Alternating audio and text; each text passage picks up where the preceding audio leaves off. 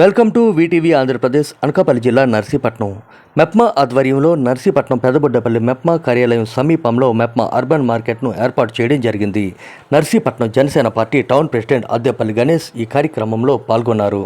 డ్వాక్రా మహిళలను ఉద్దేశించి ఆయన మాట్లాడుతూ ప్రతి ఒక్క మహిళ డ్వాక్రా సంఘాల ద్వారా అభివృద్ధి చెందాలన్నారు.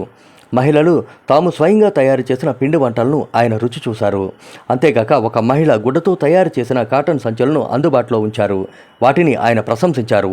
ప్రతి ఒక్కరూ బ్యాంకుల నుంచి మెప్మా సాయంతో పొందిన రుణాలను సద్వినియోగం చేసుకోవాలని ఆయన సూచించారు. ఈ కార్యక్రమంలో జనసేన పార్టీ రాజా, రామకృష్ణ తదితర ముఖ్య నేతలంతా పాల్గొన్నారు. జనసేన పార్టీ సభ్యులందరం కలిపి మెప్మా అర్బన్ మార్కెట్ రావడం జరిగింది. ఇందులో చేతితో చేసినటువంటి అనేక ప్రోడక్ట్స్ మేము చూడడం జరిగింది.